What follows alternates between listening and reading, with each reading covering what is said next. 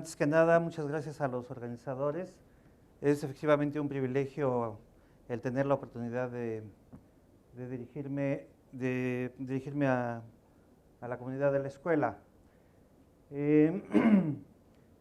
Yo soy miembro de la generación 72-76, ya hace muchísimo tiempo, y tengo la satisfacción de ver que muchos colegas se han desarrollado tanto fuera del país como en el país mismo, en un ambiente académico y en un país y en un ambiente de la producción.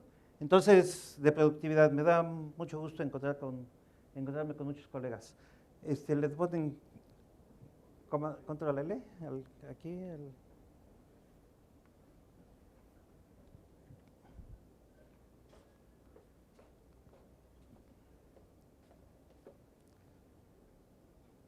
Ya, gracias.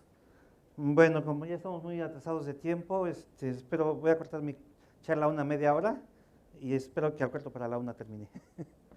Vamos a ocupar 15 minutos del siguiente expositor.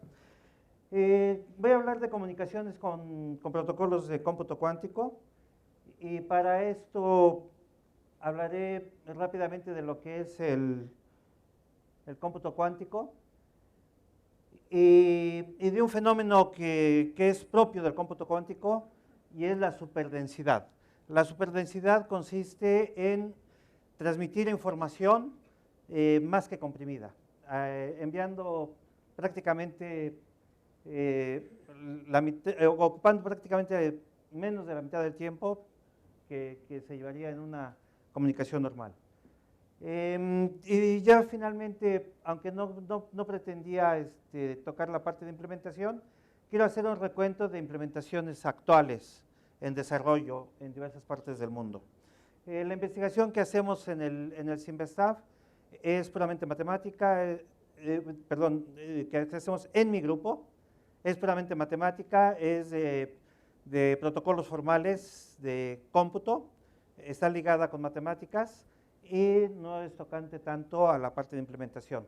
En estos días, hoy día se está realizando Quantum Fest en instalaciones de UPITA y ahí participan colegas del Departamento de Física que, además de hacer investigaciones de tipo teórico, también hacen investigaciones de tipo práctico usando nanotecnología. Entonces, tenemos que desde la década de los 80 se planteó la conveniencia de utilizar la mecánica cuántica para hacer cómputo cuántico. La idea de Richard Feynman era que el universo es una computadora y las transiciones que hacen las partículas elementales a nivel cuántico pueden simular procesos computacionales. Entonces, tenemos que los qubits son las partículas elementales de información cuántica. Y los qubits difieren de los bits sencillos en que cada qubit es una superposición de dos estados. En el cómputo determinista almacenamos bits y los bits solamente tienen dos valores, 0 y 1. En un qubit se puede guardar algo intermedio un valor superpuesto entre 0 y 1.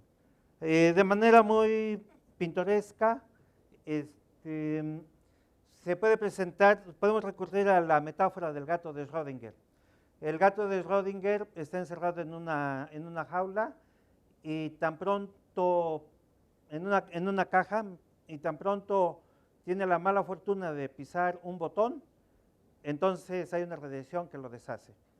Y en tanto que no lo pise, está el gato completo. Entonces, cuando se cierra la caja, el gato está vivo o está muerto. Está en un estado de superposición. Si pisó el botón, está muerto. Si no lo ha hecho, está vivo. Y en tanto que no abramos la caja, no sabemos en qué estado está el gato. Está en un estado de superposición vivo, 1, o muerto, 0. Cuando se abre la caja, se hace una toma de medición y entonces ya se ve si el gato está vivo o está muerto. Que cuando un qubit está en un estado de superposición y tan pronto se hace una medición, entonces se determina, toma un valor de un bit clásico, o 0 o 1. También en el cómputo cuántico se aprovecha otro fenómeno propio de la mecánica cuántica, y es el entrelazamiento o el enredamiento de partículas. Se puede tener un sistema de dos partículas en donde las dos se comportan de manera idéntica o de manera opuesta, de una de las dos formas. Y entonces, si una partícula vive en un extremo del universo y la otra partícula vive en el otro extremo del universo, cuando se toma una medición en una de ellas, la otra se comporta igual que la primera, o toma los valores opuestos que la primera. Este fenómeno fue descubierto por Einstein, y Podolsky y Rosen en la década de los años 30, y presentaron un artículo que llamaron de la necesidad de variables ocultas en la mecánica cuántica. Porque dado que existía este fenómeno, se contradecía el procedimiento de realidad, de que cada partícula, de que cada fenómeno físico está determinado por los parámetros que lo determinan, así de redundante como suena, y de localidad. La localidad es que una influencia que recibe una partícula es de tipo local. Aquí, dos partículas entrelazadas van a tener el mismo comportamiento, aunque estén alejadas en distancia. Entonces, este fenómeno de entrelazamiento se utiliza mucho en el cómputo cuántico. Fue predicho, como ya lo dije, por Einstein en los años 30, y solamente hasta la década de los 60 fue que se comprobó experimentalmente, y actualmente se hacen experimentos de comunicación cuántica con fenómenos entrelazados entre las Islas Canarias, a unas distancias de varias decenas de kilómetros. Tenemos entonces que el entrelazamiento o el enredamiento fue predicho por Einstein, Rosen y Podolsky en 1935 en este artículo, y para hacer un planteamiento formal de este paradigma de cómputo hay que recurrir a la geometría de los espacios de Hilbert. Entonces vamos a denotar como H1 el espacio lineal complejo bidimensional. Este es un espacio de dimensión 2 sobre el campo de los complejos, pero es un campo de dimensión 4, es isomórficamente, bueno, puede ser identificado con un espacio de dimensión 4 sobre el campo de los números reales. Y en este espacio vamos a considerar estas cuatro transformaciones que son llamadas de Pauli.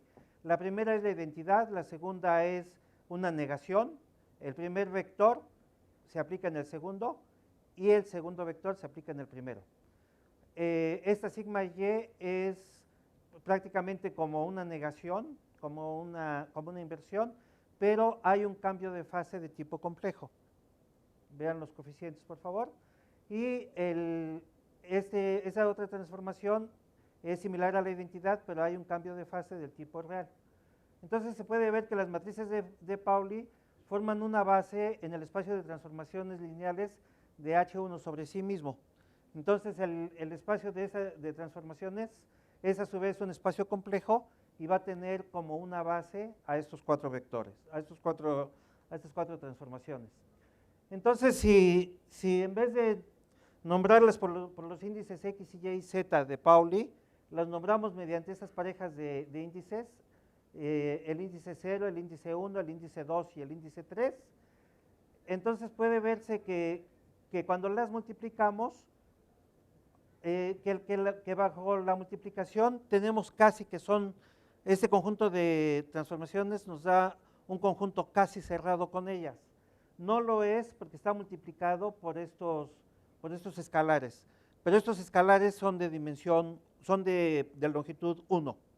Entonces, abstrayendo a los escalares, vamos a tener que estas transformaciones de base nos están definiendo una estructura de grupo. y como grupo va a ser isomorfo a Z2, a la suma directa de Z2 consigo mismo. Si identificamos a los vectores en la base canónica con los valores deterministas 0 y 1, entonces ya vamos a ver que cada qubit, que es un punto en la esfera unitaria de este espacio,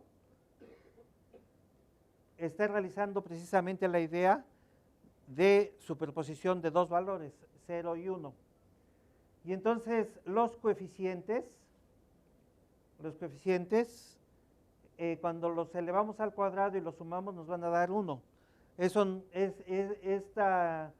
El tomar valores absolutos y elevarlos al cuadrado nos está dando una distribución de probabilidad en el espacio de los dos valores deterministas 0 y 1. ¿Sí?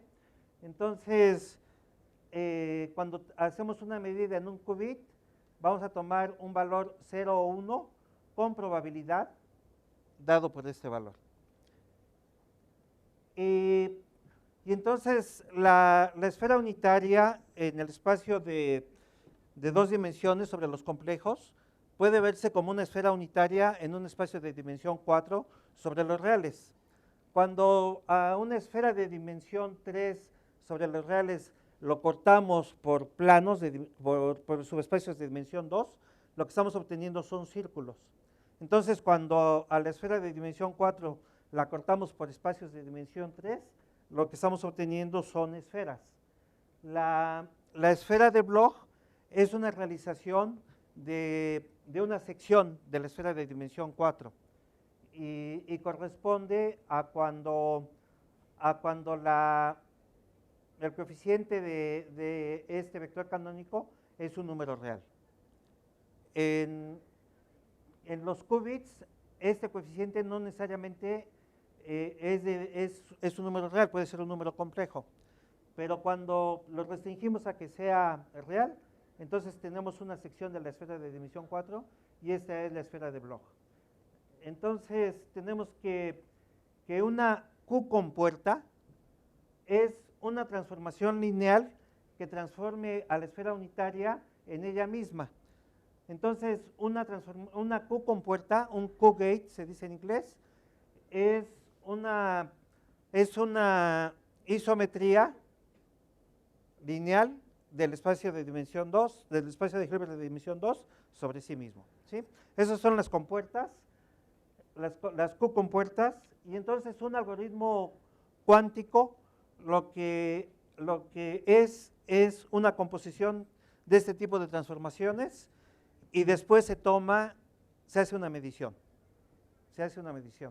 Entonces, cuando se le da una entrada definida como una sucesión de bits clásicos, esta se incluye en el producto tensorial de los qubits como Q-registros, y en estos espacios se están aplicando transformaciones unitarias.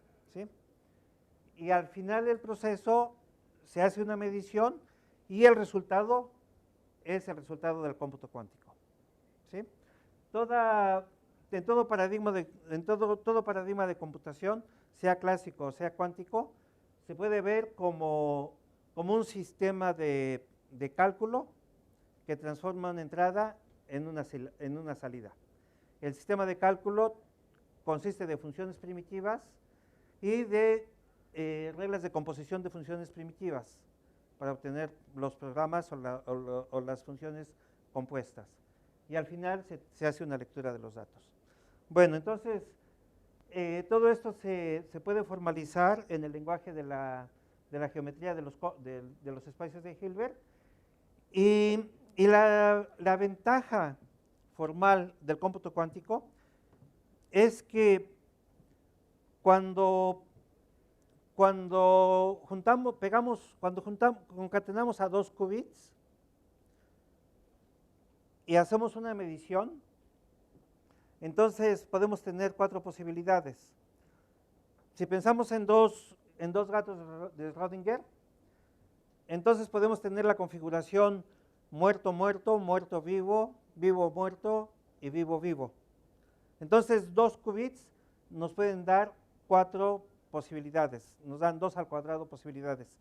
Si tenemos 3 qubits, 3 gatos de Schrödinger, al hacer una medición vamos a tener 8 posibilidades, 2 al cubo. Si tenemos 4, entonces vamos a tener 2 a la cuarta. Y si tenemos n qubits, entonces el espacio de configuraciones puede adquirir 2 a la n posibilidades. Entonces, la maravilla del cómputo cuántico es que con una cantidad lineal de operaciones está computando en espacios de cardinalidad 2 a la n. ¿Sí? Entonces, es por eso que se dice que el cómputo cuántico es inherentemente exponencial o complejo. Paralelo. La idea de concatenar 2 qubits formalmente corresponde a la idea de calcular productos tensoriales de espacios de Hilbert. Entonces, H1 era un espacio de dimensión 2 sobre los complejos, H2 es el producto tensorial de 2 espacios de Hilbert y es un espacio de dimensión 2 al cuadrado, H3 es el producto tensorial de 3 espacios de Hilbert y su dimensión es 2 al cubo, y así sucesivamente. Entonces, cada elemento en la esfera unitaria de este espacio de dimensión 2 a la k es lo que se llama un k corregistro. Y en este espacio podemos tener estados que son separables y estados que están entrelazados. Los espacios que son separables son los estados que se pueden escribir como productos sensoriales de espacios de estados de dimensión menor. Pero como la esfera es continua, va a haber puntos que no se puedan expresar como productos de espacios de dimensión menor. Y estos son los estados entrelazados. Son los estados que encontró Einstein. Estos estados, por ejemplo, son estos. El estado B0 es 1 sobre la raíz al cuadrado de este estado más este estado. Estos dos son vectores básicos. Y esto no lo podemos expresar como un producto tensorial de espacios de dimensión menor. Entonces, esto realiza el entrelazamiento porque si tomamos una medición, debemos de quedarnos o en este o en este. Entonces, Alicia puede ser poseedora del primer bit y Beto puede ser poseedora del segundo bit. Si Alicia puede tomar, el gato de Alicia puede tomar valores 0 y 1, pero si Alicia toma una medición y se queda con entonces obliga a que Beto tome este valor. Entonces, estas son las dos partículas. Una partícula vive, dos partículas que están en un estado de entrelazamiento. Si una que es Alicia toma un valor al ser medida, entonces va a obligar a que la otra también lo tome el mismo valor. Este otro vector es distinto de pero va a tener el mismo comportamiento cuando se toma una medición. Estos vectores son tales que si Alicia mide un valor 1, entonces Beto va a ver un valor 0 en su qubit. Si Alicia ve un valor 0, Beto ve el opuesto. Y aquí pasa exactamente lo mismo. Bueno, estos 4 vectores nos dan una base ortonormal en el espacio de dimensión 4. Y entonces participan en el cómputo cuántico y las ventajas que dan son ventajas que no se pueden tener en el cómputo clásico. aquí, bueno, en este protocolo digo lo que decía anteriormente. Si Alicia toma una medición, entonces la medición de Beto queda completamente determinada.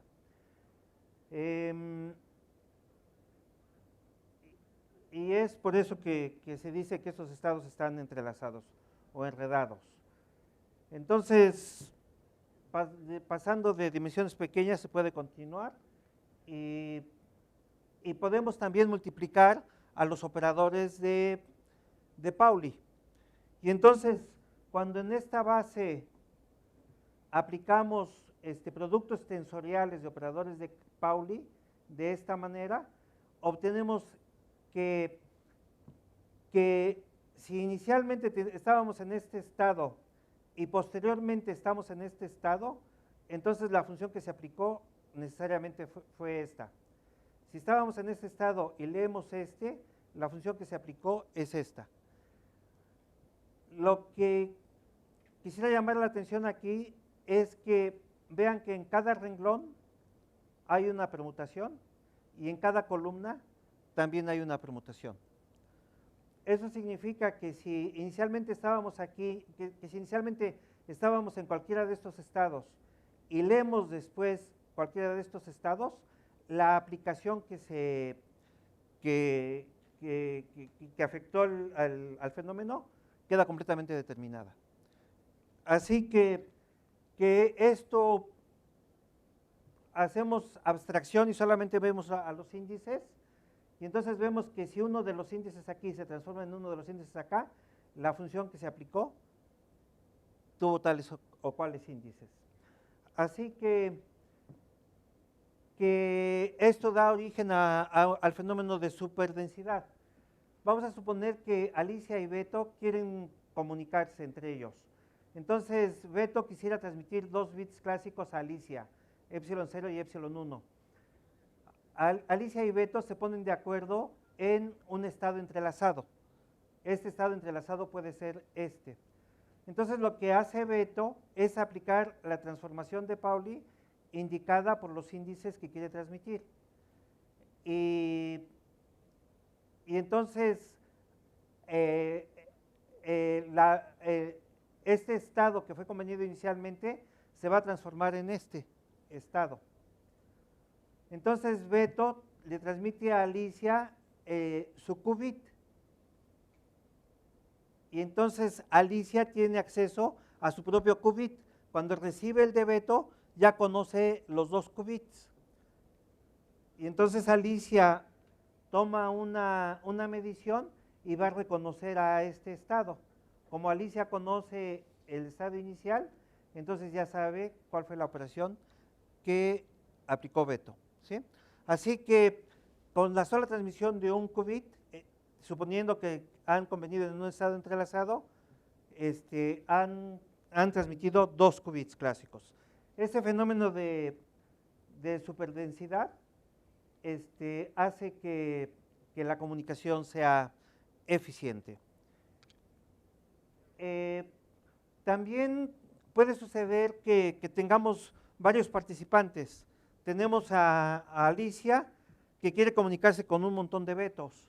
Entonces, puede hacer la comunicación de tipo simultánea, economizando en cada caso la transmisión de un bit clásico.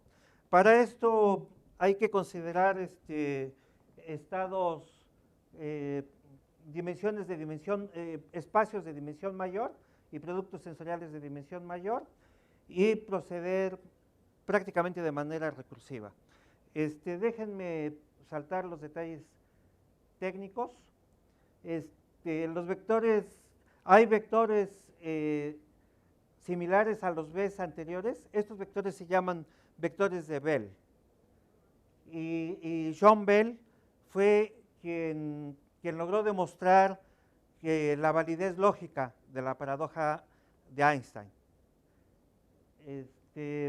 Entonces, este fenómeno de entrelazamiento puede multiplicarse a varias partes, a varias partículas, y transcribir el protocolo anterior a estas varias partes y tener una comunicación eficiente.